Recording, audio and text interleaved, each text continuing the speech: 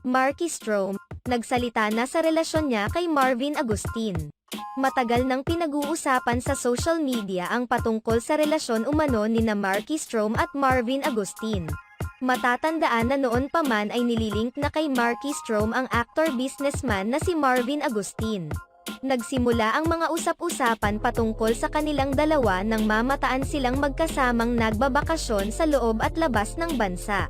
Bukod dito, may kumalat pang larawan nilang dalawa na magkasalo sa iisang kama sa hindi kaaya-ayang postura.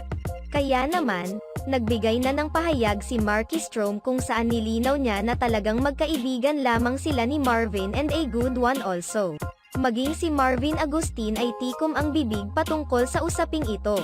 Gayunpaman, sinasabi ni Marvin na masaya siya ngayon sa estado ng kanyang love life. Samantala, iginiit naman ni Marky Strome na wala na siyang pakialam sa kung anuman ang iisipin sa kanila ng ibang tao dahil alam umano nila at kilala naman nila ang kanilang mga sarili. Isipin nyo na lang kung ano ang gusto nyong isipin. Wala na akong pake, to be honest, sa mga sinasabi ng mga tao. Dagdag pa ni Marky na mas mahalaga na masaya siya sa kung anuman ang kanyang ginagawa. At the end of the day, I live my life so happily. Kasi sobrang favorite button ko sa Facebook, block.